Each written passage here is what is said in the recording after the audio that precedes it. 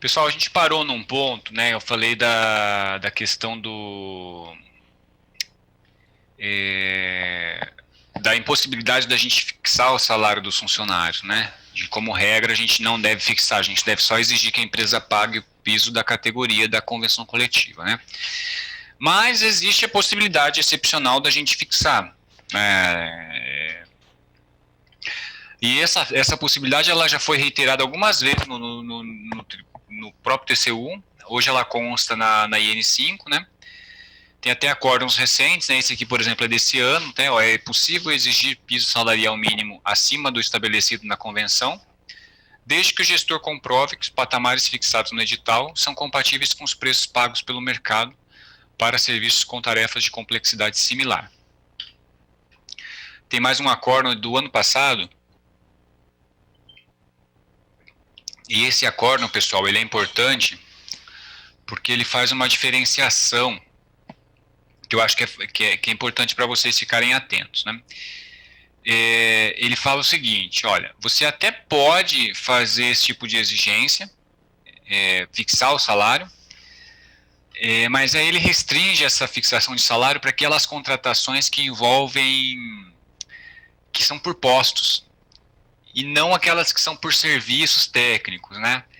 Fala o seguinte, ó, admite-se na contratação por postos de serviço a fixação de salários em valores superiores aos pisos estabelecidos nas convenções coletivas de trabalho, desde que observados os seguintes requisitos: justificativa técnica de que os serviços demandam, por suas características e particularidades, a execução por profissional com qualificação acima da média, realização de pesquisa de mercado, né, para demonstrar que o valor é aquele ali. Por que eu trouxe isso aqui para você, pessoal? Porque o tribunal tem diferenciado contratação de serviço por posto de outro serviço. E aí eu vou dar exemplo. Imagina o seguinte, eu estou contratando recepcionista por posto, e aí sim, eu posso com mais facilidade aplicar essa exceção aqui, porque é uma contratação por posto. Agora imagina o seguinte, eu estou contratando manutenção predial, que não é por posto. Eu tenho lá, eu pago por pia desentupida, disjuntor trocado, enfim, eu tenho lá, cada unidade de serviço tem um serviço realizado, pago por aquele serviço. E aí eu não tenho um atrelamento muito direto da qualificação do profissional com o serviço realizado. Aí fica mais difícil eu justificar a necessidade de um salário maior, porque não tem esse link direto.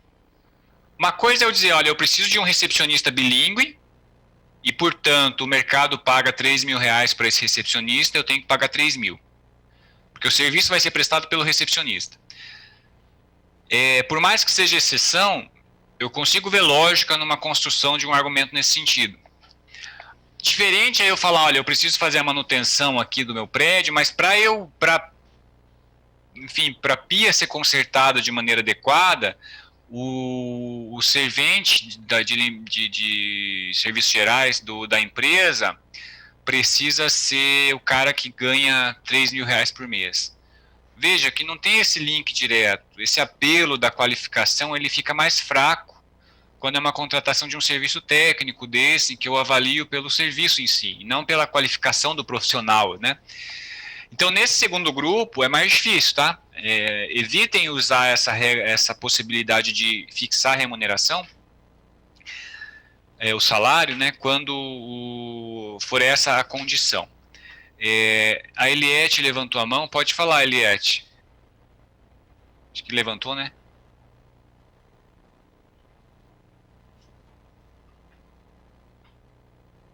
Ah, foi sem querer, tudo bem. Sem problema. Então, ter só esse cuidado, ok?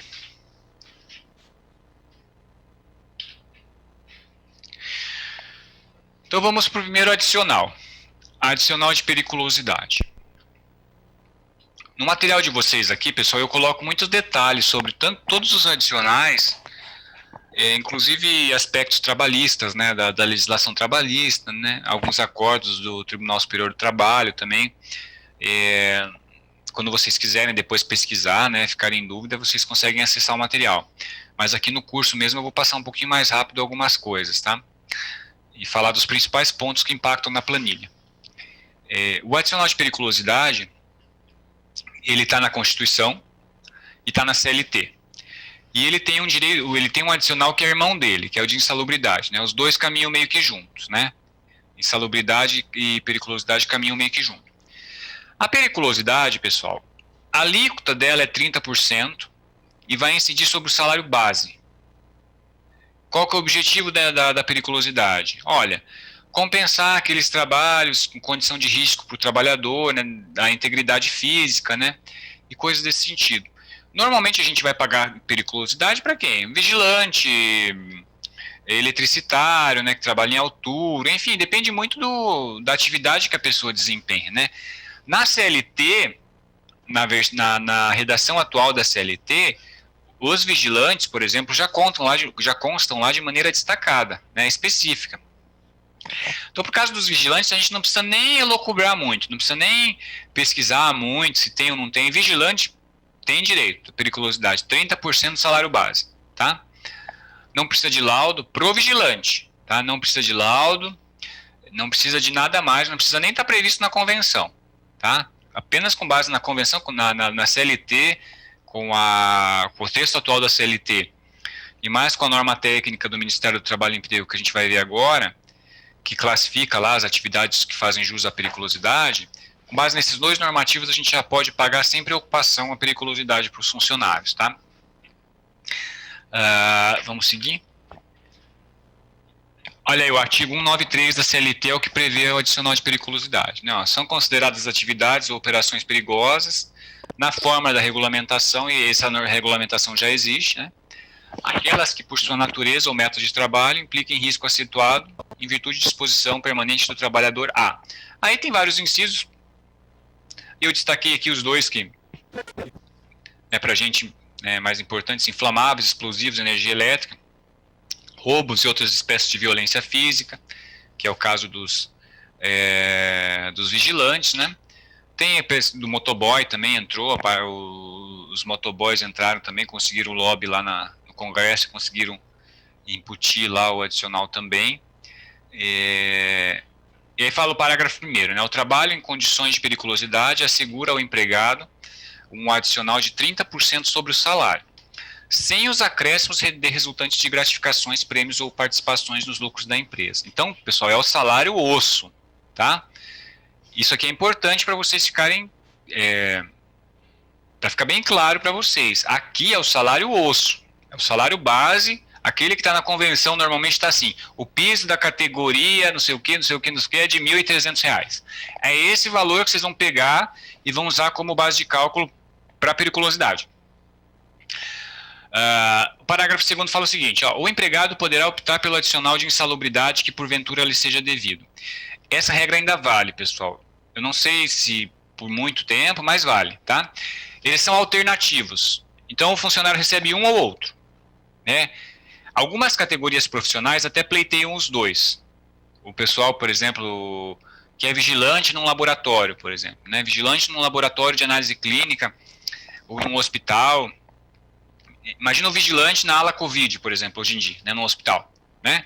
Então ele pode pleitear insalubridade, porque ele está arriscado ali a ser contaminado, e ele e ele tem direito à periculosidade porque ele está exercendo uma atividade de vigilância. Mesmo assim, por enquanto, a jurisprudência do TST é de que eles são alternativos. Você opta, ou é um ou é outro, né? E aí eles vão normalmente optar pelo que dá mais retorno financeiro para eles, né?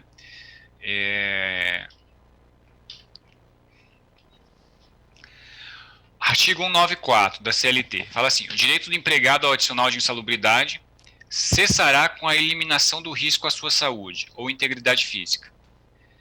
E aí o 195 fala que a caracterização da periculosidade depende de avaliação e de normatização do Ministério do Trabalho e Emprego. Vejam, pessoal, o artigo 194, ele traz uma informação importante para nós, né, que eu vou falar mais à frente até, que eu falo assim que o laudo, de insalubridade e de periculosidade, ele tem efeitos declaratórios. E isso tem tudo a ver com o artigo 194. Porque o artigo 194 ele fala o seguinte, ó, o direito ele cessa com a eliminação do risco à saúde. E ele nasce com o nascimento do risco à saúde. Então não é um direito que você paga a partir da emissão do laudo. É um direito que você paga a partir do momento em que o funcionário está naquela condição. Então se você está com um funcionário há 3 anos no teu órgão trabalhando no mesmo setor e hoje é emitido um laudo dizendo que tem a periculosidade ali, muito provavelmente ele vai pleitear os 3 anos atrás. Tá? Porque o laudo só declarou que existe. O laudo não está constituindo nada novo. Ele já estava trabalhando ali e alguém foi lá e disse, olha, sinto muito, essa condição existe e portanto, o cara vai ter direito desde quando ele está ali. Né?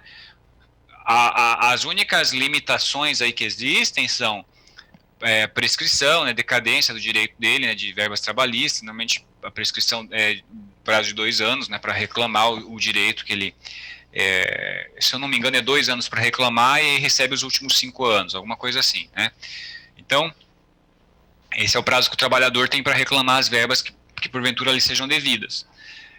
Mas tirando essa questão das prescrições, do prazo para ele pleitear esse direito, ele tem direito a todo o retroativo, tá?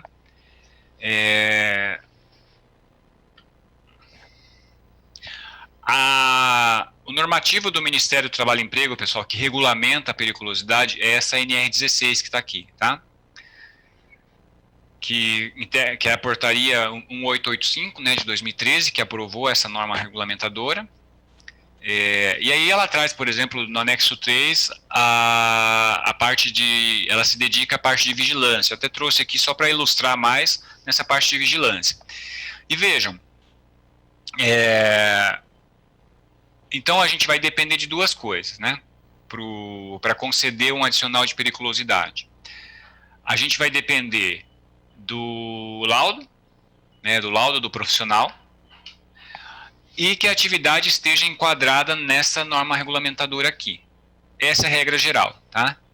Eu preciso estar enquadrado aqui na NR16, a atividade precisa estar ali listada, e preciso de um laudo do profissional que diga que ali existe periculosidade. São esses 2 requisitos. Sem um dos 2 eu não pago, tá? Então se vocês têm dúvida, há rumores de que tem direito, mas não há dado muito certo, peçam um laudo. Façam um laudo, profissional habilitado, se for o caso vocês contratem um profissional, faz uma dispensa de licitação ou alguma coisa assim, contratem um engenheiro do trabalho, um médico do trabalho, o cara faz o laudo, vocês têm segurança daí para pagar, para colocar na planilha e sem ter dor de cabeça depois, né? Não é caro isso, pessoal, a confecção desse laudo não é algo caro, tá? É bem tranquilo. E aí eu não vou aqui me enredar muito, que é a parte da NR16. O que é diferente, pessoal, na periculosidade no caso da vigilância?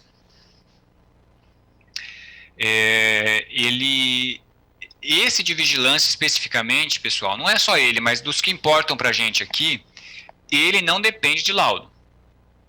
Se for outra situação que vocês não conhecem, pesquisem antes, mas normalmente vai precisar de laudo. A vigilância não precisa porque a atividade está destacada na lei.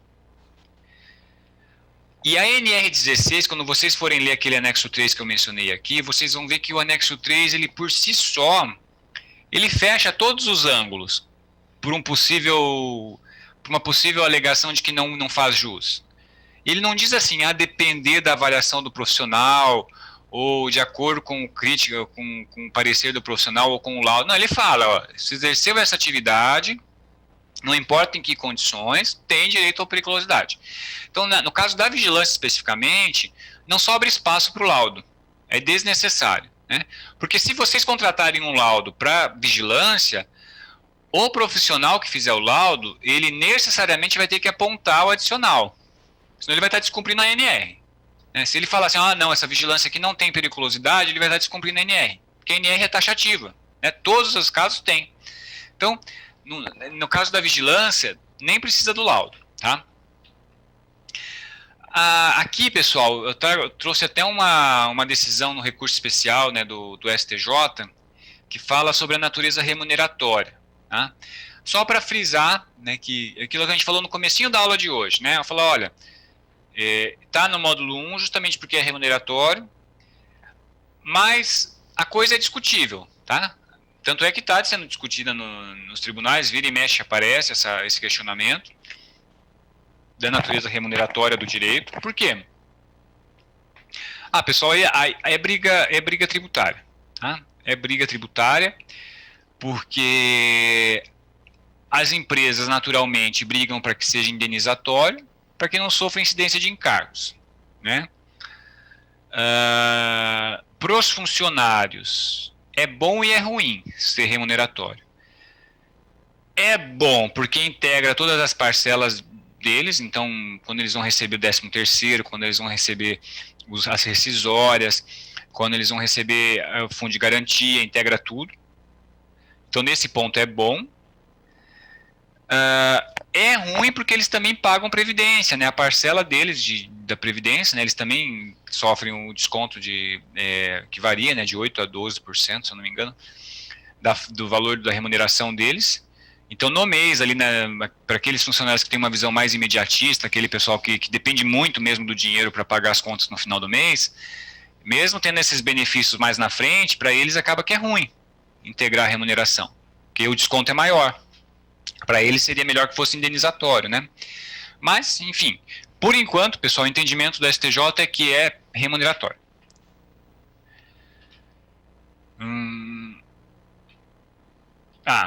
Outra coisa, em relação à periculosidade ainda, intermitência e eventualidade.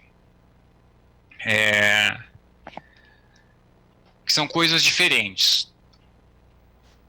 O fato de ele estar exposto a uma atividade que faz jus à periculosidade num período intermitente não afasta o direito.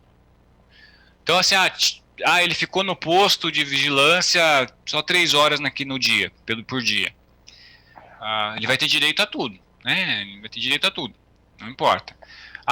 Nesse mês ele não ficou no posto 5 dias do mês, né? Nos outros ele ficou. Ele vai receber sobre tudo também, tá? Eventualidade é diferente. Eventualidade, assim, olha, aquele mês teve a necessidade dele ficar um dia lá. Aí ele não tem direito, né? Lógico, pessoal, vai existir zona cinzenta também, né? Vai existir polêmica nos casos concretos aí nos tribunais, discutindo o limite dessa eventualidade, da intermitência, mas pra gente isso não é importante, né? Assim, quando a gente faz a planilha, ou tem ou não tem, né? Essa questão da eventualidade, da intermitência, é muito residual nas nossas planilhas, né? Mas é bom que vocês fiquem atentos. A súmula 364 do TST ainda fala da invalidade de percentual inferior a 30%. E aí, pessoal, aqui é uma informação importante para vocês. Muitas vezes as convenções coletivas elas se metem a falar sobre isso, coisa que nem precisava, né? Mas é comum vocês pegarem convenções coletivas de vigilância dizendo assim, olha, os funcionários têm direito ao adicional de periculosidade de tantos por cento, ou um adicional de risco de atividade, né? Eu já vi esse termo, né? Risco de exposição, alguma coisa assim. Já vi todos esses termos. Pessoal, o que importa pra gente? Que a gente tem que pagar no mínimo os 30% do salário base. Se a convenção vier e disser o seguinte, o funcionário tem direito ao adicional de periculosidade de 40% do salário base, a gente paga. Porque está prevendo mais do que está na convenção, é favorável ao trabalhador, então a gente paga. Se a convenção disser o adicional de periculosidade para o funcionário é de 20% do salário base, a gente paga os 30%. A gente ignora a regra da convenção e vai pela CLT. A gente nunca pode pagar menos do que a CLT está prevendo, né? A convenção não pode vir para tirar direito do trabalhador. Se a convenção trouxer um outro nome, risco, né, o profissional tem direito a 20% a título de risco de atividade, uma coisa assim. a gente paga os 20% a título de risco da atividade e complementa mais 10% para chegar nos 30%. Um absorve o outro e no final a gente tem que pagar no mínimo os 30% do salário base, a título de periculosidade. Então, assim, não importa o nome que a convenção dá,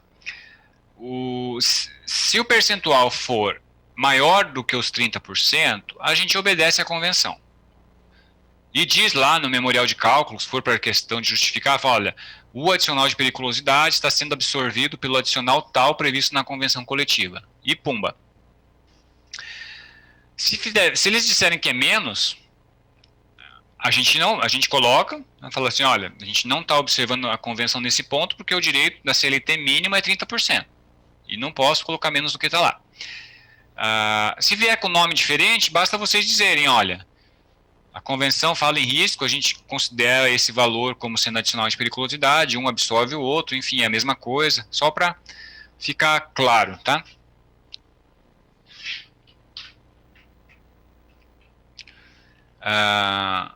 Ok. Além disso, existe insalubridade, que é o direito irmão. Eu não vou, assim, repetir aquilo que eu já falei de periculosidade, pessoal, que é igual, tá? Eu vou frisar agora aqui o que é diferente, tá? Porque ambos estão na Convenção Coletiva, ambos estão na Constituição Federal, ambos estão na CLT, ali juntinhos, né, no artigo 193, 192 e 194 da CLT. E vou falar sobre o que diferencia um do outro. Artigo 192, então, fala do adicional de insalubridade e fala o seguinte: ao contrário da periculosidade, que é um percentual fixo de 30% sobre o salário base, aqui é um percentual variável de 10, 20 e 40% sobre o salário mínimo. Tá? É isso que está no artigo 192 da CLT. Então, são duas diferenças. As alíquotas, que são variáveis, 10, 20 e 40, de acordo com o nível de insalubridade, né? Aquelas atividades mais insalubres têm um percentual maior. E a base de cálculo, que é o salário mínimo. Tá? Essas são as diferenças. Qual que é a norma que define as atividades insalubres?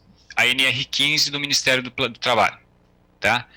NR15, que foi aprovada pela portaria 3.214, de 78, que trata das atividades insalubres e dos níveis de insalubridade de cada atividade. Tá? E para quem opera equipamento de raio-x, aí tem uma norma específica, uma lei específica. Tá? A realização da perícia é obrigatória.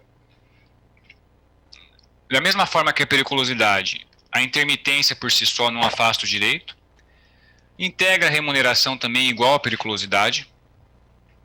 O laudo também tem efeitos declaratórios somente. Então não tem... a mesma coisa que eu falei em relação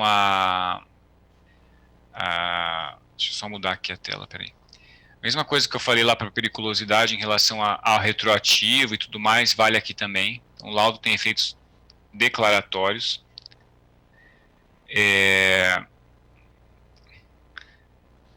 Deixa eu só voltar aqui. A base de cálculo é o ponto polêmico da insalubridade, tá? A base de cálculo que, na verdade, é o ponto aqui de maior polêmica. Por quê, pessoal? Como eu disse para vocês, a CLT, ela prevê a base de cálculo salário mínimo. Só que isso foi objeto de discussão no Supremo, porque o salário mínimo não pode ser indexador de nada. Né? Então, o Supremo considerou isso inconstitucional, né? Porque o salário mínimo não pode ser indexador de nada. Só que aí o TST, né, depois dessa decisão do Supremo, ele foi lá e disse, então, é salário base. Isso em súmula, a súmula 228, tá? E aí o Supremo volta a se manifestar sobre isso e diz o seguinte, não, TST, não é você que vai dizer. Quem tem que dizer isso é o legislador. Né? Quem tem que dizer que a base de cálculo é A ou é B é o legislador, tá? Não você. E aí, então, o próprio Supremo também não disse o que é, porque ele não é legislador. E ficou mantido, né, a posição que ficou mantida é de que fica como base de cálculo o salário mínimo, até que o legislador venha e vamos dizer assim, supere essa omissão ali. Então vamos, só para fazer uma linha do tempo aí, para vocês, resumido da história. A CLT fala que o adicional de insalubridade incide sobre o salário mínimo. Aí o Supremo vem e diz que isso é inconstitucional. O TST então diz na súmula que então usa a base de cálculo como salário base. E aí o Supremo volta e fala, não, TST, você não pode fazer isso porque você não é o legislador. Por enquanto, mantém esse salário mínimo, mesmo sendo inconstitucional, né? Então essa é a posição atual. Então, ou a gente vai usar o salário mínimo como base de cálculo, ou a gente vai usar o que a convenção disser. Se a convenção coletiva, veja, a convenção coletiva, pessoal, é uma norma. A gente às vezes não entende, mas ela é uma norma. Assim, ela é uma que a gente chama de norma heterônoma, né? Diferente de uma lei, né, de um normativo que vale para todos, né? Uma convenção ela é uma lei entre aquelas partes, né, que pactuam, mas ela é uma lei entre essas partes. Tem força de lei. Então, quando a convenção fixa determinado valor como sendo a base de cálculo da insalubridade, isso deve ser respeitado. É isso que disse o Supremo. Então, se a convenção disser que é o salário mínimo ou que é o salário base, a gente observa a convenção. Se a convenção for omissa, não falar nada, é o salário mínimo. Então, resumo é esse, pessoal. Convenção silenciosa, não falou nada, salário mínimo. Convenção falou alguma coisa, a gente obedece a convenção, tá, da categoria. Insalubridade é isso. Até que venha aí uma norma, uma lei, e resolva essa situação, né? A reforma trabalhista podia ter feito isso, né? Ela podia ter esclarecido que é o salário base como base de cálculo, né? Para deixar a situação mais pacífica, né? Menos variável aí, né? Mas não fez, né? Enfim, não mexeu nesse ponto. Enfim, então a gente mantém essa situação. Um outro ponto de polêmica que existe ainda nos adicionais de insalubridade, pessoal, é o... Alguém já ouviu falar nos banheiristas, no direito de adicional de insalubridade para quem limpa banheiro? Já ouviram? Já passaram por isso? Como é que vocês fazem lá isso? Como é que vocês estão pagando isso?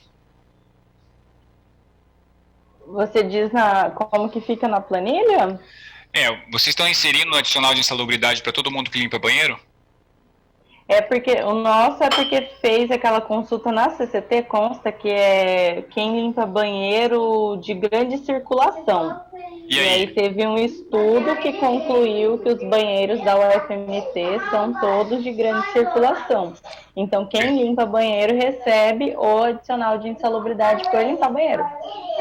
E aí vocês têm um posto específico para banheirista na contratação de limpeza? Vocês pagam para todos os serventes de limpeza? Não, eu não tenho um posto específico para o servente de limpeza. Mas vocês têm Mas só para eu entender, na planilha de vocês de limpeza... Não, aí tem sim, tem um posto. Não, aí tem um posto, por exemplo, para limpeza interna, área interna, sem insalubridade, tem um posto para limpeza de banheiro, tem um posto para limpeza de... E aí conforme, por exemplo, porque... Se for limpar todos os dias, vamos supor, porque aí depende tanto da metragem, da frequência de limpeza, e aí, com base nisso, eu acho que ele é pago, na verdade, aí para quem faz a limpeza do banheiro, né? Sim. Só pelo período, frequência, com base nas medições. Exato. Então, pessoal, pelo que a Laís falou, essa é a problemática, né? A súmula 4, isso veio da súmula... também, professor. Pode falar, Sandoval. Nós definimos quais são os banheiros de grande circulação e pagamos só por eles. 30%. Os demais, nós pagamos o salário normal. Bacana. É isso mesmo, né? Isso está no inciso 2º da súmula 448. Tá? A Lilian aqui também falou algo parecido, né? Nós colocamos para quem limpa banheiros públicos. Lilian, você é do TRF, né, de Minas, né? Primeira região, Minas, né? Se eu não me engano, eu acho que Isso mesmo, Thiago. Tá. Veja, pessoal, coisa ficou assim, hoje essa súmula ela foi reeditada em 2014, né, essa súmula 448, foi quando foi incluída essa questão dos banheiristas. A grande polêmica que existia era realmente, o que é banheiro público de grande circulação, né? Tinha gente que era muito conservadora e achava que todos eram, por ser público, porque a instituição é pública, né? Tinha gente que já era um pouco mais, não, peraí, tem banheiros aqui que não são de grande circulação não, né? Então foi... porque a súmula colocou o texto, mas não disse o que era grande circulação, né? Então deixou abacaxi para os gestores, né? E aí o que eu vinha recomendando para quem fazia curso de planilha, né, desde então, era assim, olha, ou contrate o próprio laudo, né, o laudo de segurança do trabalho, e peça para o profissional da segurança já fazer esse tipo de análise e se manifestar quais são os banheiros de grande circulação, né? Porque pelo menos vocês vão ter o laudo, né? Ou dentro da própria instituição faça esse estudo, né? E tem um documento ali para vocês se basearem, para vocês se nortearem, porque não dá para a gente ficar assim, eu acho que né? Eu pago para todo mundo, eu pago para alguns porque eu acho que e depois fica esperando a bomba estourar lá na frente. Então isso que foi, e muitos órgãos fizeram, né? Como alguns de vocês falaram, entendeu? Sandoval, Laís, a Lilian, criaram algum critério, né? Para pagar só para aqueles profissionais. E aí qual que é o problema para nós, né? O problema é que a gente acaba tendo uma categoria específica de limpadores, né? E aí a gente tem dois problemas aí. Um problema é administrativo, é complexidade, né? A gente tem que ter mais um diferencial para a gente administrar, né? Tem uma subcategoria, vamos dizer assim, né? Uma planilha específica e tudo mais. A gente pode ter ociosidade, né? Porque aquele profissional do banheiro eventualmente não precisaria de um profissional para limpar banheiro, né? Porque é um banheiro só, pequeno, ou acaba tendo desperdícios ali, né? Para criar um posto a mais específico. Mas o principal problema é do ponto de vista trabalhista mesmo, é do trabalhador, né? Porque você acaba condenando, né, o profissional a ficar no banheiro, a ficar limpando o banheiro. E eles normalmente gostam, porque vão receber a mais, né? Mas acaba que no longo prazo isso é ruim, né, para a pessoa, né? Fica só limpando o banheiro, né? Fica só naquela área, não tem nenhum tipo de outra atividade. Então tem esse problema. Mas enfim, do ponto de vista de planilha, é o que dá para a gente fazer mesmo, não tem muito mais.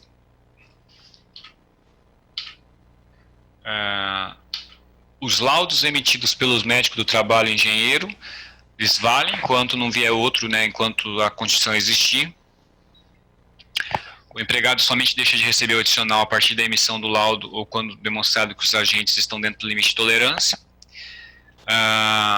Sendo de conhecimento da empresa a existência da condição insalubre, já que a informação constou no edital, a não cotação da planilha de custos não autoriza a sua inclusão com alteração do valor final.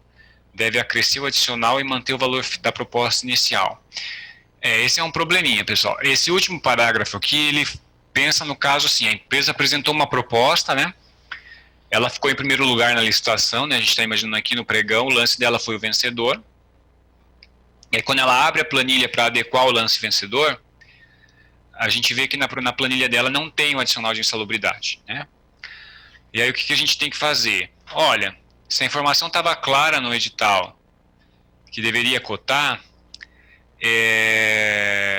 a gente tem que mandar ela corrigir a planilha dela sem alterar o valor final. Arruma, coloca, tira de outro lugar, senão você vai ser desclassificado. Porque estava lá no edital, essa informação, você tinha que cotar e não cotou, enfim, não tem jeito. Se essa informação surge no decorrer do contrato, pessoal, aí é discutível uma possibilidade de reequilíbrio no contrato, né? Por quê? Se não constava na planilha inicial, na proposta, é porque normalmente a própria administração desconhecia isso. Desconhecia a necessidade do adicional, ou porque nunca foi feito um estudo na época, ou porque veio uma súmula dessa do Tribunal Superior do Trabalho e disse da questão dos banheiristas, e aí você tem os contratos rodando, você tem que ajustar as planilhas ali. Então, assim, se o contrato já estiver rodando e surgir um pedido dessa natureza, tem que avaliar o caso a caso, mas normalmente, se surgiu a informação de que aqueles funcionários têm direito já no fluxo do contrato, e não houve má fé de ninguém ali, né, não foi nada muito combinado, é razoável que vocês façam um reequilíbrio a esse contrato, insiram o adicional, né, até porque a partir do momento em que se verifica que o funcionário tem direito, o fiscal administrativo desse contrato não vai tolerar que ele não receba. O papel do fiscal, inclusive, nesse caso, vai ser, cara, não importa o que está na tua planilha, você tem que pagar. Eu tenho aqui um laudo de um profissional atestando que existe insalubridade aqui, a atividade está enquadrada na NR15, esses funcionários têm que receber. Portanto, se você não pagar, você vai ser sancionado, né? Você vai sofrer uma advertência, a gente vai chegar no final até rescindir esse contrato. Mas, e se você tiver que pleitear uma repactuação, um reequilíbrio lá com o pessoal da gestão do contrato, pleiteie e discuta com eles. Mas eu, enquanto fiscal administrativo do contrato, eu não admito que você não pague o adicional, né? Essa é a posição do fiscal. Deixa eu ver aqui uma pergunta tem um comentário da Laís e da Sônia, desculpa, e depois uma perguntinha da Clarice. Vamos lá. Aqui em Minas, nós pagamos quando a CCT determina, caso contrário, não há o pagamento, exceto quando a contratada apresenta um laudo comprovando. São postos específicos e só pagamentos a esse. Tá, Tiago, aqui realizamos dessa forma, todavia elas também são aptas a realizar outras funções quando dá tempo. Sim, as banheiristas podem fazer outras limpezas, né, quando sobra tempo para elas, mas o contrário não pode acontecer, né? Beleza, Sônia. O TCE aqui do Paraná, ele exige o laudo, tá? Para a questão dos banheiristas, tá? O Tribunal de Contas aqui do Estado do Paraná, ele também exige o laudo, né? Ou a CCT obrigando, ou o laudo. Se a CCT obrigar, não tem muito o que fazer, pessoal. A CCT está concedendo. A pergunta da Clarice: quantas vezes podemos pedir para que a empresa possa corrigir seus vícios na sua planilha? Ixi, pergunta de $1 milhão. Não existe um limite, tá? Uma quantidade de vezes assim objetiva, tá? Assim, pessoal, eu acho assim, que se for o mesmo erro, é uma vez só. Ó, mandei você incluir o adicional de insalubridade porque você esqueceu de pôr. Devolva a proposta, a planilha. Volta com o adicional errado, né? Ou sem o adicional, tchau empresa, acabou, você teve sua chance. Então, eu acho que um dos critérios é esse. Se for o mesmo erro, não dá pra gente ficar sendo babá da empresa, né? Fazendo planilha por ela. Agora, se forem erros diferentes, né, eu acho que tem que olhar um pouco às vezes a gente mesmo erra, a gente analisa a planilha da empresa no primeiro momento, identifica um erro só. Ao invés de identificar todos os erros já informado uma vez só, a gente identifica um só, quando volta depois, a gente percebe outro erro que a gente não tinha percebido antes, né? Então, eu acho que nesse caso a gente tem que também ser um pouco coerente, né? E se a gente mesmo passou batido e não viu, né? E dar uma nova chance para a empresa. Mas, olha, eu falo isso como regra, pessoal, mas tudo depende muito de quantidade de concorrentes na licitação, valor envolvido nisso, a diferença do valor da primeira para a segunda concorrente.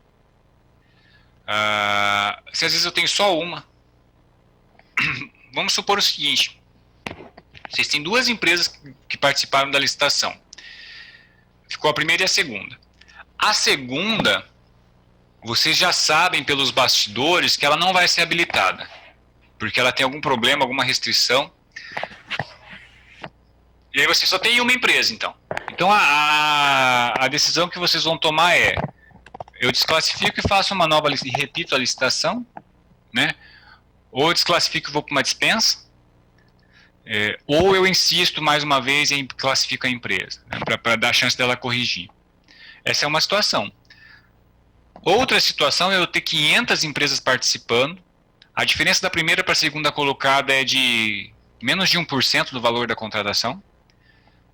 Então, assim, eu posso desclassificar essa, que vai ter mais pelo menos umas 20 que vão me atender. Então, aí eu já posso ser talvez um pouco mais exigente, né? Eu sei que isso, pessoal, do ponto de vista, assim, legal, né, da coisa, procedimental, não é uma resposta das mais corretas, assim, né? Porque o correto seria eu falar para vocês aqui, olha, é uma vez só e pronto em todos os casos. Do ponto de vista procedimental, essa resposta seria perfeita. Não te gera dúvida, não te gera angústia, e te dá aquela sensação de que você está sendo justo com todo mundo, né? É uma vez e acabou, para todo mundo, não importa a licitação, não importa. Só que eu sei que lá na hora H, na prática, esse critério vai te atrapalhar às vezes, né? Por conta dessas situações que eu falei, né? Eu sempre costumo mencionar, né? Quando eu entrei no TCU, eu trabalhei em Roraima, né? Minha primeira lotação no TCU foi lá em Roraima. E aí eu sempre uso um exemplo de um município de Roraima que chama Iramutã, que é um município um dos mais remotos lá, né? Que você só chega por estrada de chão, né? Fica rodeado de reserva indígena. E aí eu ficava falando pro pessoal, não dá para vocês usarem a mesma régua para licitar na cidade de São Paulo, capital, e em Iramutã. Falei assim, isso vale para tudo, para julgamento de proposta, para exigências de qualificação, né, e habilitação das empresas. Falei assim, se você começar a florear muito em exigência de qualificação para uma licitação em Iramutã, você não vai ter um para participar da licitação, né? Primeiro que eles não querem já participar, né? Já nem tem empresa. E se você começar a exigir um monte de coisa, aí que eles não vão mesmo. E a mesma coisa vale para análise de proposta, né? Se você tem pouca gente interessada em participar da licitação, querendo ou não, você vai ter que ter um jogo de cintura maior ali. Senão, inviabiliza, repete certame, vai para uma dispensa, vai pagar mais caro e não tem jeito. Vamos lá.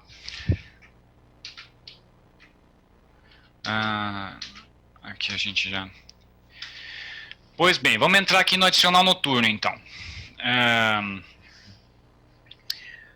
O adicional noturno, primeiro que ele incide sobre a remuneração. O primeiro diferencial dele em relação aos outros é esse, tá, pessoal? Ele não é sobre o salário. Isso é importante vocês anotarem. O adicional noturno é um dos mais chatinhos de calcular aqui dentro da remuneração, tá? O percentual mínimo é de 20%, então a gente paga no mínimo 20% sobre a remuneração. Se for pago com habitualidade, ele vai integrar o salário do funcionário para todos os efeitos, né? Então, aqui é a mesma coisa, por isso que está no item remuneratório, né? É um item remuneratório.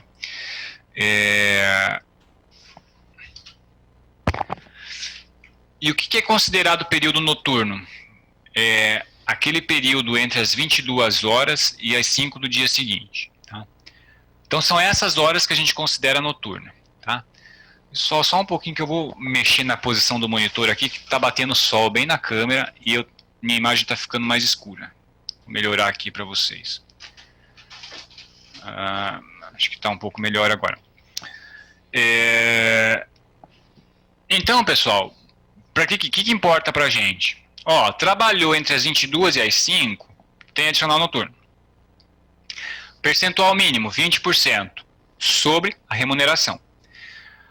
Tiago, mas a convenção coletiva da minha categoria diz que é 25%. Pague 25%. Convenção diz que é 15%. Pague 20%. Convenção diz que é 10%. Pague 20%. Nunca pague menos do que 20%. Essa é a regra. Tá? Se a convenção trouxer um valor maior, pague o valor maior. Tá? A gente vai falar mais à frente, pessoal, mas existe uma outra rubrica aqui que a gente paga também pelo adicional noturno, que é a hora noturna reduzida. Tá? E algumas convenções excluem esse benefício. Fala assim, olha, aqui nessa categoria, hora noturna é igual a hora diurna,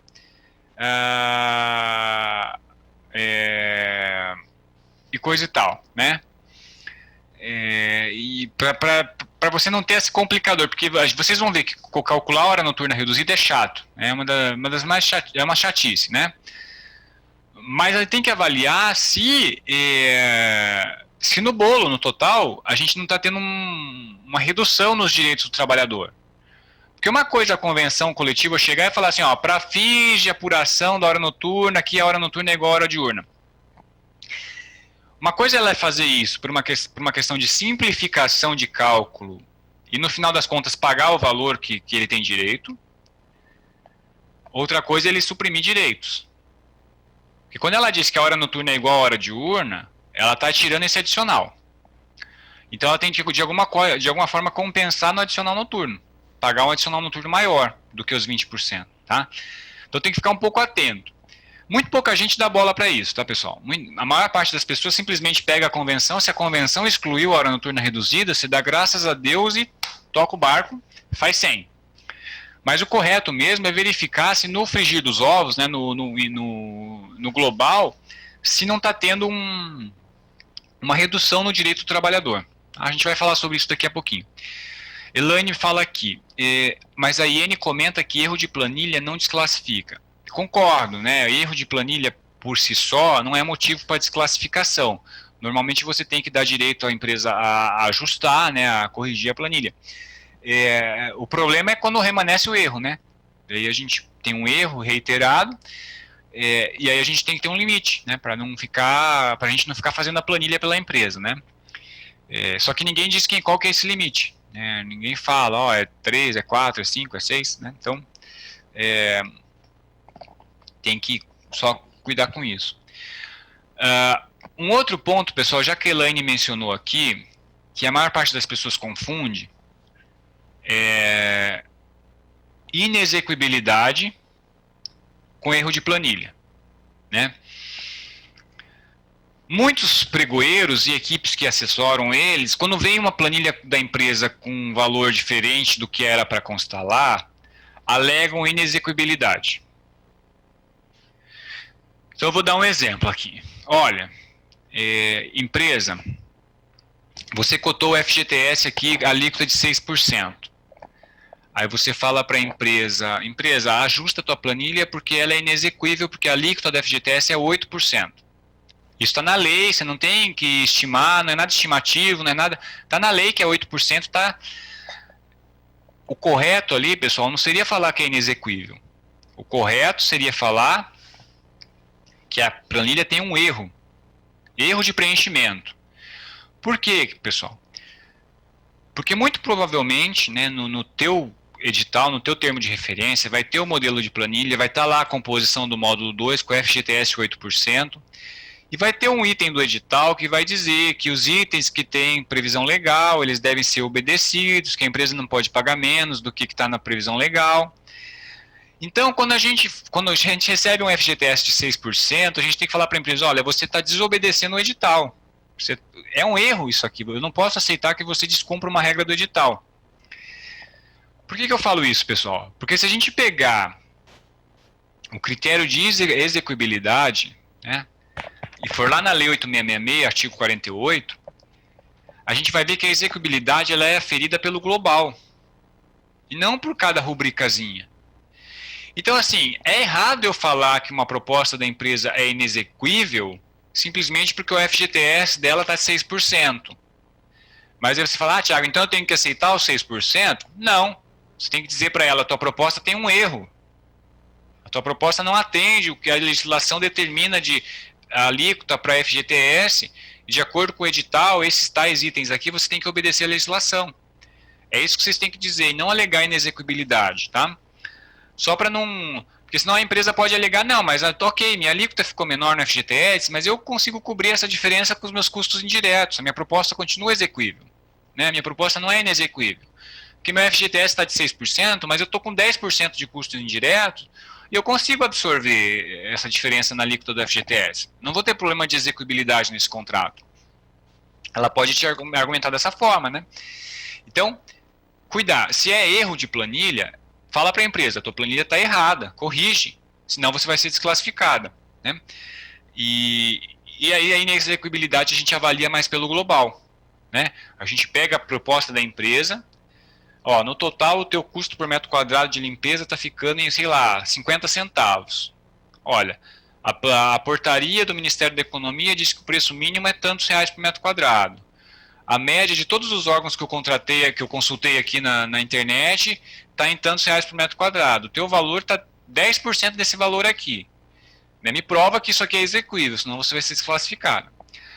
É nesses termos que a gente avalia a execuibilidade de proposta, pessoal. Não pensando uma rubricazinha individual e falando que ela está muito baixa e que por isso a proposta é inexequível, tá? São coisas diferentes.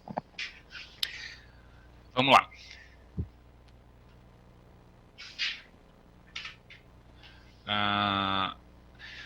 Então ali, a hora do trabalho noturno será computada como de 52 minutos e 30 segundos. É aí que está a hora noturna reduzida, pessoal. É daí que vem a hora noturna reduzida que a gente vai falar depois.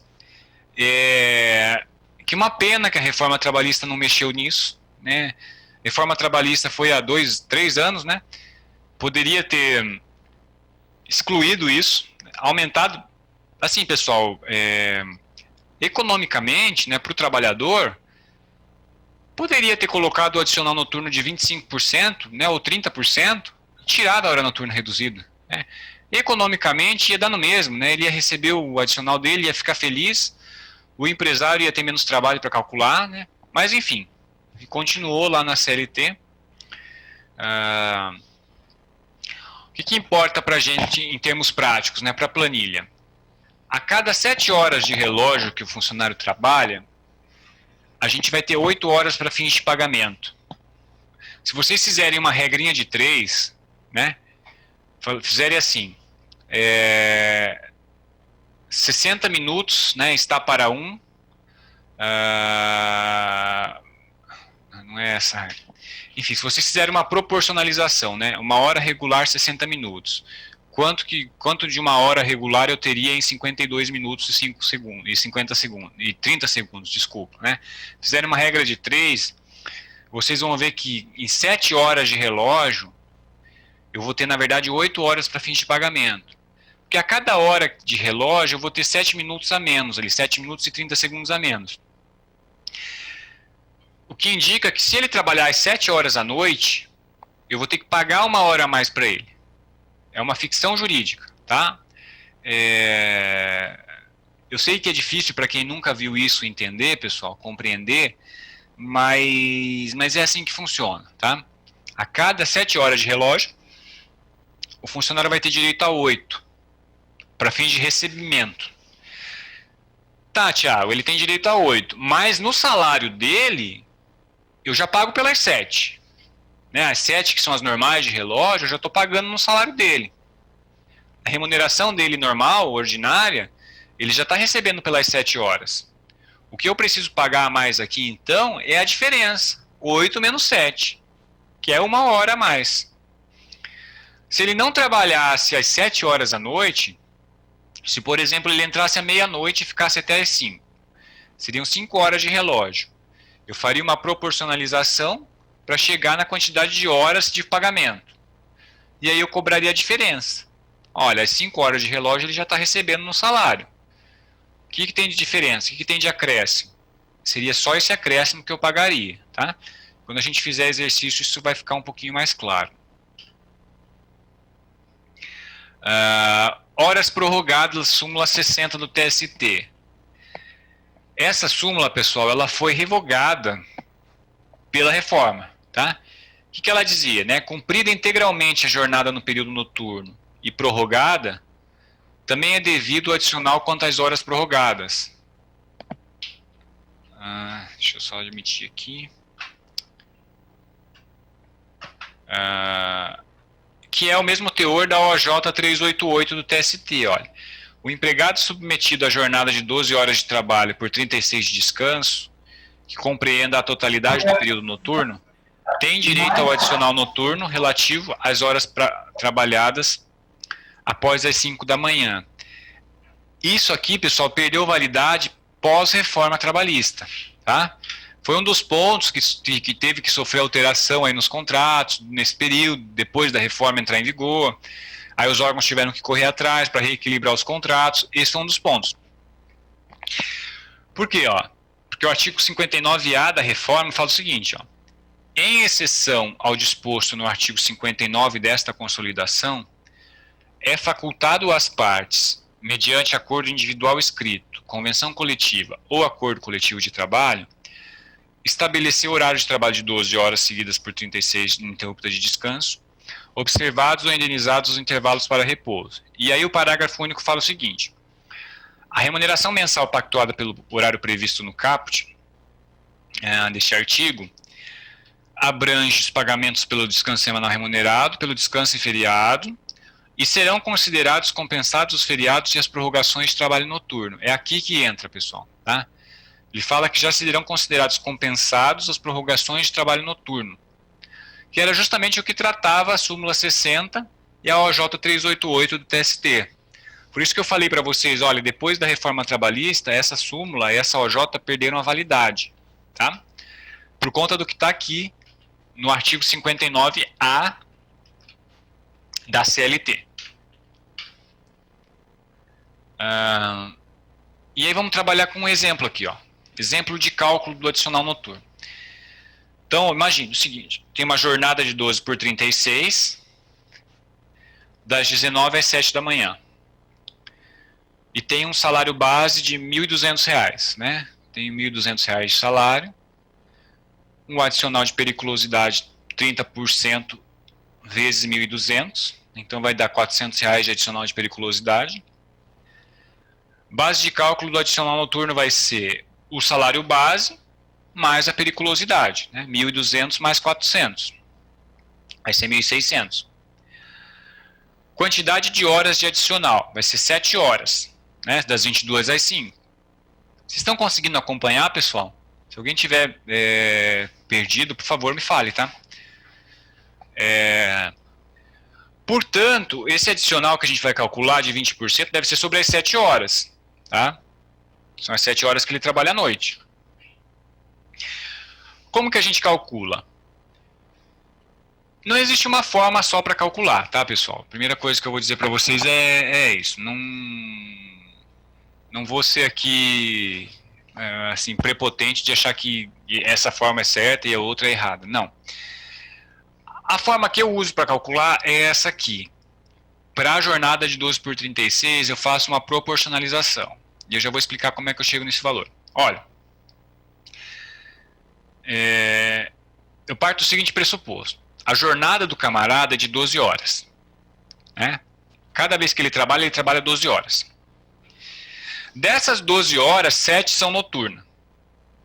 Então eu faço uma proporção, 7 para 12. Vezes 1.600, que é o valor da remuneração dele, vezes 20%, que é o adicional. Por que eu faço isso, pessoal? Porque ele recebe adicional noturno em todos os dias que ele trabalha, em todas as jornadas que ele trabalha, ele recebe. Então, assim, daqueles R$ 1.600 que ele recebe pelo mês inteiro, eu vou ter adicional noturno em todas as jornadas dele. E por quantas horas? Por 7 horas. E o quanto que é o total de horas? 12. Então, 7 das 12 horas, em 7 das 12 horas ele vai ter adicional. E o valor do adicional é 20%, vezes o quê? Vezes a remuneração.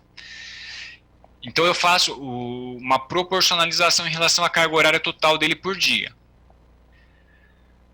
Como que a gente poderia fazer alternativamente? Tá, pessoal? Agora eu vou explicar como é que a gente poderia fazer de uma outra forma. É mais complicada, mas é defensável também. Depois eu vou mostrar para vocês no exercício os dois jeitos. Você poderia pegar a remuneração total do camarada, né? Eu vou até habilitar o Excel aqui para fazer para vocês.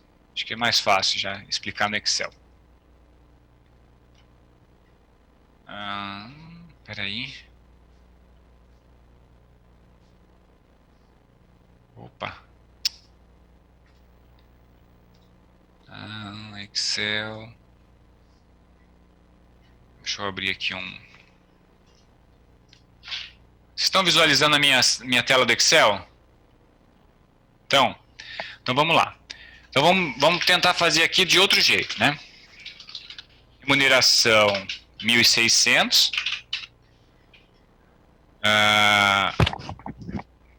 O primeiro jeito, o que eu fiz? Eu peguei a remuneração igual remuneração vezes 7 dividido por 12 vezes 20%, que é a alíquota do adicional noturno.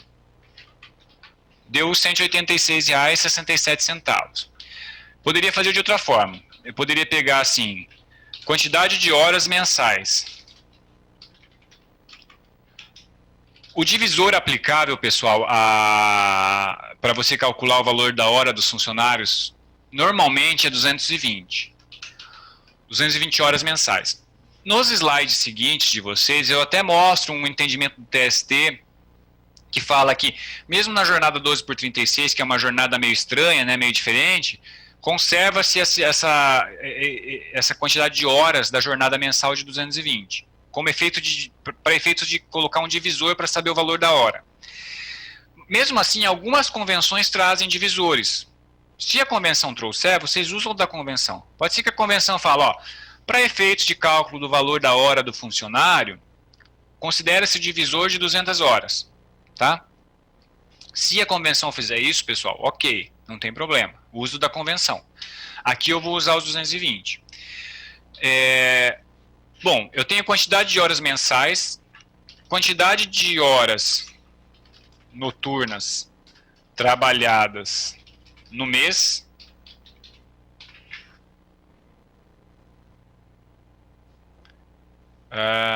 Eu vou ter o adicional. Espera aí, só um pouquinho, deixa eu pular aqui uma linha. Valor do adicional por hora em reais.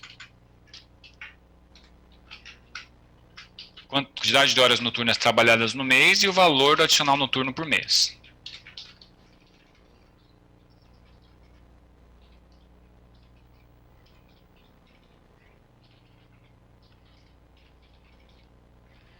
Em reais aqui já. Então vamos lá. Veja, pessoal, a quantidade de horas mensais, 220. Então esse é o nosso divisor. Então qual que vai ser o valor do adicional por hora? Ora, vai ser o total da remuneração, que é 1.600, dividido por 220, vezes 20%, que é o valor do adicional. É a alíquota do adicional. Aí eu vou ter um valor de adicional por hora. Cada hora que o camarada trabalhar à noite, ele vai ter direito a receber R$ 1,45 a mais. Esse é o valor adicional por hora. Quantas horas esse camarada trabalha no mês? Alguém pode me falar? Algum de vocês consegue me ajudar aí? Quantas horas um profissional de 12 por 36 trabalha à noite no mês?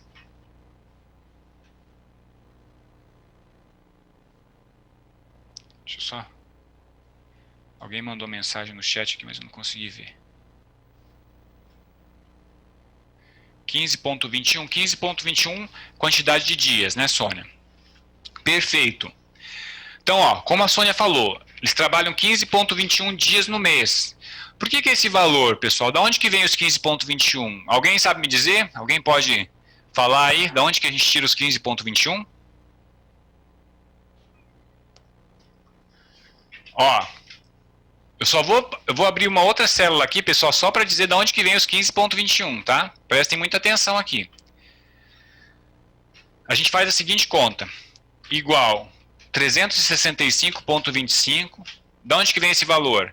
É a quantidade média de dias do ano, considerando o bissexto. Divide esse valor por 12. A gente tem que cada mês tem 30.43 dias, ou 30.44. O regime de 12 por 36 é um regime de plantão que a gente trabalha todo dia. Só que dia A é o João, dia B é o José. Dia A é o João, dia B é o José. Quer dizer que um funcionário trabalha metade do mês. Porque, veja, ele trabalha 12 horas e descansa 36. Então, se ele trabalhou de segunda para terça à noite, ele vai descansar de terça para quarta e vai voltar só na quarta para quinta. E assim por diante. E é uma jornada de revezamento.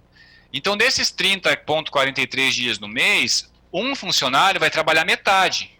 Por isso que eu divido por 12 aqui. E aí dá os 15.21 que a Sônia me passou. tá? É daqui que sai os 15,21, pessoal, ó. Beleza, mas eu quero a quantidade de horas, né? Então, 15,21 dias vezes 7 horas que ele trabalha a cada jornada, né?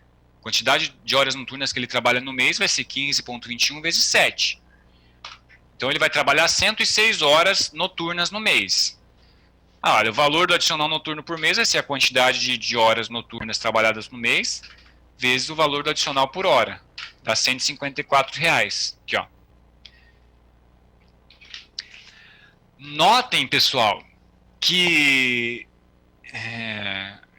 o valor do adicional noturno, calculando pela segunda forma, ele fica um pouco menor. Vocês conseguiram perceber? Olha, calculando pelo primeiro método, eu cheguei em R$186. Calculando pelo segundo método, eu fiquei com R$154. Algum de vocês arriscaria dizer por que que isso aconteceu? Por que que deu essa diferença? Pode chutar. Não precisa... Por que que acha que tem essa diferença aqui? Eu chutaria na aproximação que tem ali do 15,21,875. Por chute. Não. Mas não é isso, Edivan. Alguém mais chutaria? Por que que aqui, ó, calculando pelaquela proporcionalização, deu 186 e aqui deu 154. Olha, tá dando uma diferença de mais de R$30, né? Menos 154. Tá dando R$31 de diferença. Porque a hora noturna não é 60 minutos, não é por causa disso? Não, a gente ainda nem abordou a questão da hora noturna reduzida, Elaine. A gente vai chegar lá ainda, mas aqui é só adicional noturno mesmo. Pessoal, vamos mais um pouquinho ainda. Quem já calcula, quem já tem uma familiaridade, vocês fazem de qual jeito? Vocês calculam a hora noturna de qual jeito? Vocês calculam o adicional noturno da primeira ou da segunda fórmula? Do jeito que eu fiz aqui? Do primeiro ou do segundo jeito? Ou de nenhum dos dois? Hã? Eu nunca calculei. Você nunca calculou? E aí? Vamos lá, pessoal. Sônia que já tem um pouco mais também de experiência. A Elaine, Laís. É que eu sinceramente, eu perdi um pedacinho ali, que a minha sobrinha tá comigo e eu me perdi como é que foi. Não, tudo bem. Sem problema. De novo, pessoal. Nesse primeiro método aqui, ó, eu vou até escrever aqui. O que eu fiz? Eu peguei o valor da remuneração. Remuneração. Vezes 7/12, vezes 20%. Foi essa conta que eu fiz para chegar nos R$186 aqui. Valor da remuneração 1.600 vezes 7/12 vezes 20%. Cheguei em 186. Aqui eu dividi o valor da remuneração por 220 horas, depois multipliquei pela quantidade de horas trabalhadas no mês e cheguei em 154. Pessoal, há duas razões para isso ter acontecido, tá? A primeira delas, que é a mais relevante, é a seguinte: existe uma coisa em direito do trabalho que a gente chama de descanso semanal remunerado. Quem já ouviu falar disso? Um de vocês já ouviu falar? Quando a gente calcula desse jeito aqui da segunda fórmula, a gente tem que incluir o descanso semanal remunerado, o DSR. Quando a gente calcula da primeira forma, a gente não precisa, porque a gente já está embutindo no valor o DSR. A gente só não faz isso, não fica destacado, né? Muita gente nem percebe isso, mas a gente acaba fazendo. Porque o que eu faço na primeira fórmula? Olha, eu pego o total da remuneração, faço uma proporção. Ó, 7 horas que ele trabalha são noturnas, das 12 totais. Então eu não fico dividindo por uma quantidade de horas trabalhadas, para saber o valor da hora, para depois multiplicar pelo total de horas efetivamente trabalhadas. Não, eu faço simplesmente uma proporção. A remuneração é 1.600 para 12 horas. Olha, dessas 12 horas, 7 são noturnas. Então, 7 dividido por 12 vezes a remuneração vezes 20%. Ponto. No segundo método, não, eu busco o valor da hora dele, uso o divisor de 220, aí acho, multiplico só pelas horas efetivamente trabalhadas, noturnas, e aí vou chegar num valor. O que acontece? Existe uma parte da remuneração de todo funcionário que ela é pelo feriado, pelo descanso semanal mesmo. Então, assim, quando eu pego e divido por 220, né, eu estou incluindo o descanso semanal nessas horas, né, e aí eu multiplico só pelas horas efetivamente trabalhadas, fica um gapzinho ali. Por quê? Porque o mensalista recebe uma parte da remuneração pelo DSR, pelo descanso semanal. É como se fosse o seguinte, pessoal.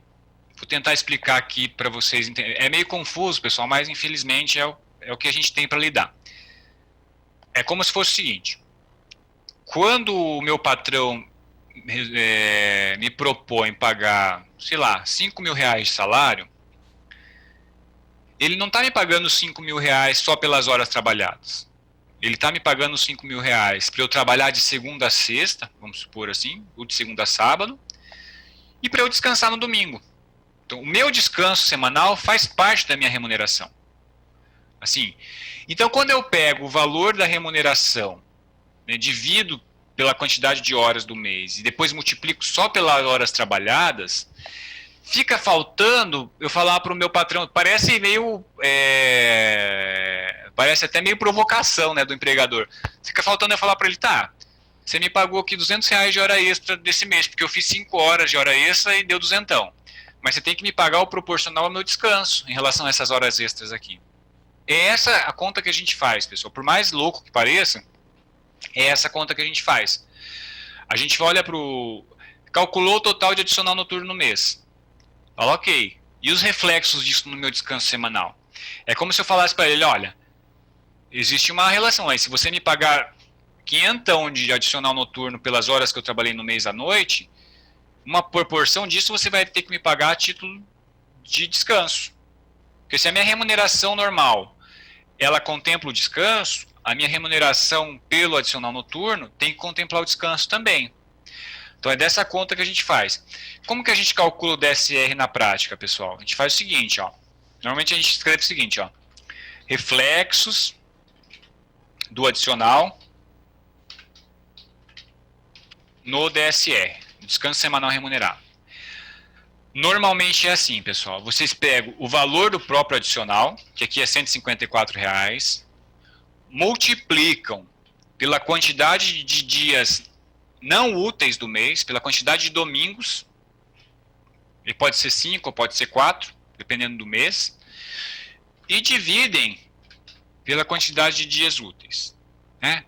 Normalmente a gente usa 30, então a gente multiplica por 5 e divide por 25. Ou multiplica por 4 e divide por 26. Esses são os reflexos do adicional no DSR. E aí vocês vão ter um valor aqui. E aí vejam, se vocês fizerem essa conta, o valor já fica mais próximo do que o que a gente tinha ali, ó. Vou pôr aqui outra cor. Veja. Se eu fizer a inclusão dos reflexos no adicional no DSR, mais o adicional noturno por mês, somando os dois, eu vou chegar nos R$ 185,84. Tá?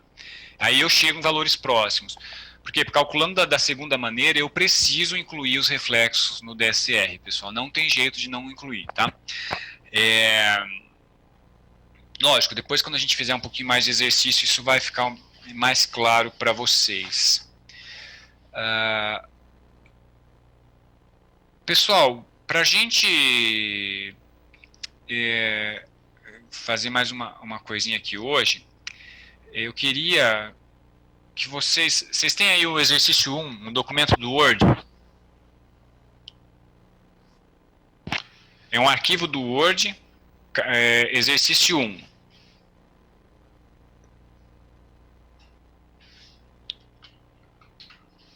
Tem, que é um exercício de verdadeiro ou falso. Tem, Laís?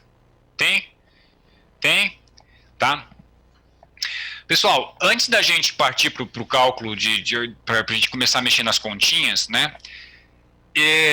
Eu gostaria que vocês fizessem, né? Eu vou dar aqui uns 5, 10 minutos para vocês, só para vocês responderem verdadeiro ou falso. Que são aspectos bem conceituais do que a gente viu agora, essa tarde, e que eu acho que é bom a gente fazer agora para a gente firmar um pouco mais as convicções e a gente vai para as contas depois. Então a gente faz agora, corrige, daí amanhã a gente já começa fazendo exercício com números, tá? Então eu vou deixar aqui o exercício de novo para vocês, pessoal, exercício 1. Eu vou até colocar na tela de vocês para quem eventualmente não tem, né? Mas acredito que o pessoal da Com já liberou para todo mundo, né? Já mandou para todo mundo aí, tá? Todos vocês eu acredito que já tenham, tá? É um exercício de marcar verdadeiro ou falso, tá, pessoal? Não é só isso. Eu acho que são 11 assertivas, bem simples assim, para a gente fixar as coisas que a gente trabalhou na aula de hoje, tá? Eu vou fechar meu microfone aqui, meu vídeo, mas eu estou na escuta. Qualquer dúvida que vocês tiverem, quiserem perguntar, pode colocar que eu ouço aqui, tá bom?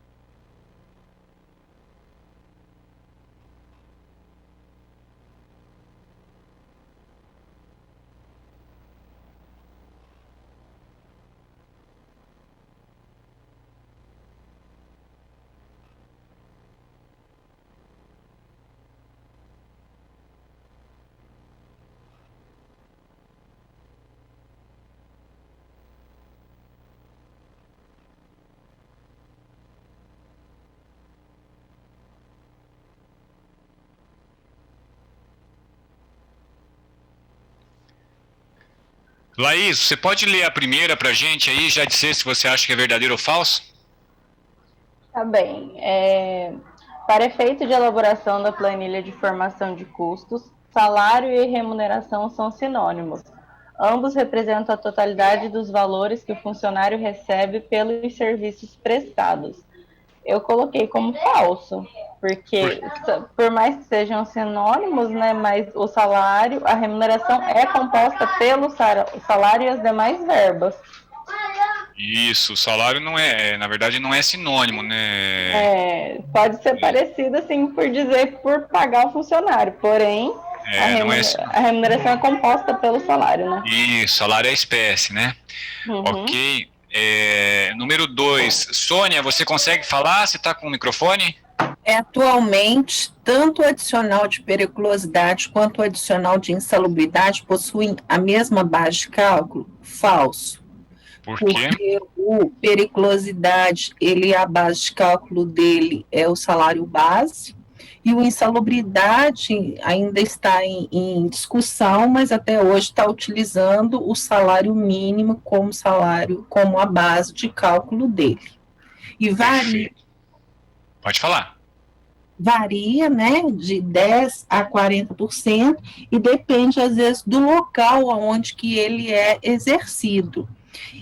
Inclusive, tem algumas questões que eu até, assim, nas questões abaixo, talvez você fale, de pagar esses adicionais não integralmente, mas, por exemplo, se a pessoa trabalha 150 horas, fazer isso proporcional, e isso não está certo, ele tem que ser pago no montante todo, né? Isso mesmo. E algumas planilhas com esse erro, pelo fato da pessoa, às vezes, só trabalhar 150 horas, a pessoa, às vezes, calcula proporcional, e não é possível, tem que pagar tudo, porque a insalubridade e a periculosidade, ela não é proporcional, você está ali, você está se expondo, né? Exatamente, né? Quando é intermitente, você paga integral, né, o valor. Mesmo que o tempo de exposição seja menor do que a jornada total, você paga sobre o valor total. Beleza. Valeu, Sônia. Sandoval, você pode fazer a 3?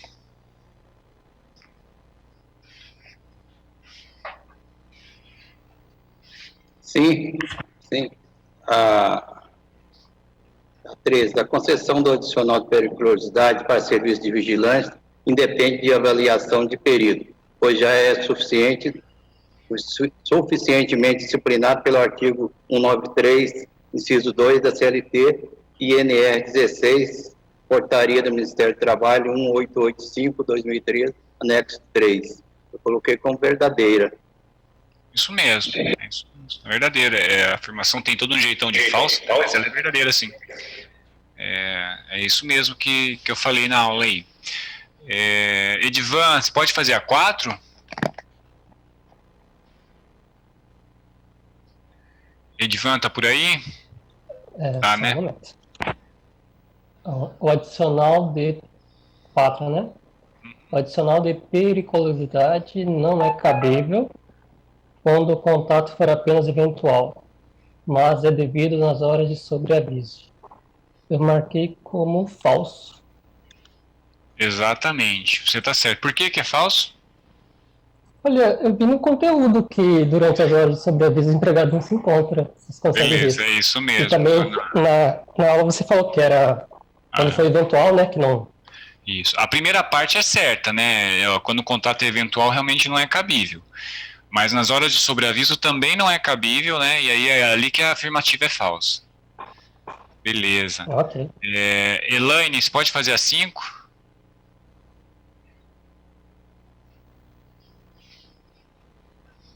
Tá sem som. Abre o som. Agora vai. 5. O pagamento efetuado por mera liberalidade da empresa, ainda de que forma proporcional ao tempo de exposição ao risco, ou em percentual inferior ao máximo legalmente previsto, dispensa a realização da prova técnica exigida pelo artigo 195 da CLT, pois torna incontroversa a existência do trabalho em condições perigosas. Eu coloquei como falso, né? Porque, na verdade, tem que ter, né,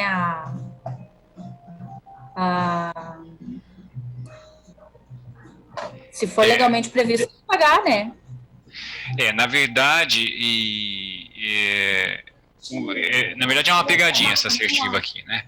Porque se a empresa pagar, ainda que não tenha o direito, ainda que não exista, se a empresa pagar por liberalidade dela e aquilo configurar aquela habitualidade, a empresa acaba sendo obrigada a continuar pagando até que mude as condições, né? Mesmo que for um percentual inferior, enfim, e tudo mais, mesmo que não tenha prova técnica, mas isso assim, se a empresa continua, por conta dela, começar a pagar, né? Nós, de toda forma, a gente não precisa pôr, porque não tem laudo, não tem, enfim. Então, assim, a assertiva ela é verdadeira, mas é uma condição específica, ela é específica, porque assim, eu estou olhando do lado da empresa, imagina o seguinte, o empregado chega no justiça do trabalho acionando a empresa, fala, olha, ele me pagou, faz 10 anos que ele me paga esse adicional, aí ele resolveu que esse ano não vai pagar mais, porque não tem laudo. Aí o juiz vai falar assim, não, mas pô, você já pagou por 10 anos, né, e a situação não mudou, continue pagando. É isso que o juiz provavelmente falará, exatamente o que está no item 5.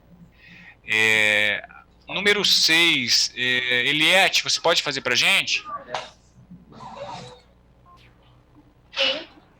As atividades insalubres estão definidas na NR15, portaria do Ministério do Trabalho e Emprego 3.214/78. E a concessão do adicional de insalubridade depende da realização de perícia técnica. Eu coloquei como falsa. Por quê?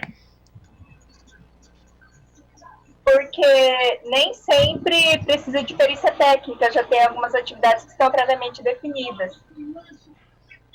Não, a insalubridade ela sempre vai precisar do laudo, viu, Eliette? Sim. A afirmativa é verdadeira. A exceção seria talvez o dos banheiristas ali, que para ele receber o adicional, basta que você diga o que é um banheiro de grande circulação e aí eles poderiam receber mesmo sem laudo, né? Mas como regra geral é verdadeira, tá? Entendi. Ok. Vamos lá. Pamela, você consegue falar? Não te ouvi hoje. Oi? Consegue me ouvir? Consigo. Ah, tá. 7? 7, isso. O adicional noturno deve ser concedido aos trabalhadores que desempenharem suas atividades entre as 22 e as 5 horas e equivale a no mínimo 20% do salário base. Ele é falso? Ele é sobre a remuneração? Perfeito, é isso mesmo, Pamela. Valeu. Lilian, você pode fazer a 8? Sim, Tiago, vou ler aqui. Em virtude do trabalho noturno, 2 rubricas devem ser previstas na composição da remuneração: adicional noturno e hora noturna reduzida.